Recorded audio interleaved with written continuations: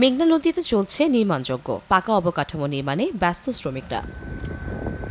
কিশোরগঞ্জের অষ্টগ্রাম উপজেলার নোয়াগাঁও ও ব্রাহ্মণবাড়িয়ার নাসিরনগর উপজেলার চাতলপাড় এলাকার মাঝে মেঘনা নদী। যোগাযোগ সহজ করতে ২০২২ সালে এই এলাকায় ১ কিলোমিটার দীর্ঘ পাকা সেতু নির্মাণ শুরু করে সরকার। চলতি বছরের ১৫ অক্টোবর প্রকল্পের কাজ শেষ হওয়ার কথা থাকলেও শেষ হয়েছে মাত্র ৩৮ ভাগ। সংশ্লিষ্টরা বলছে, জমি অধিগ্রহণ জটিলতায় বারবার বাধাগ্রস্ত হচ্ছে প্রকল্পের কাজ।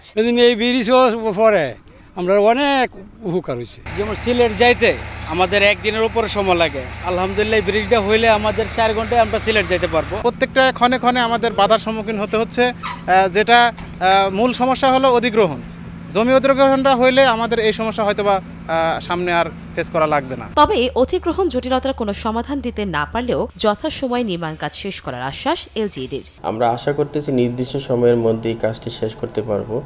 আর কাজটি শেষ হলে হাওরবাসী তার দীর্ঘদিনের স্বপ্ন সারা বছর যাতায়াত করতে পারবে। নোয়াগাঁও চাতলপাড় সেতু নির্মাণে ব্যয় ধরা হয়েছে ১৭৭,৫১,০০০ টাকার বেশি। বর্তমানে সেতুর ২৮টি পিলারের মধ্যে শেষ হয়েছে ১৬টির কাজ।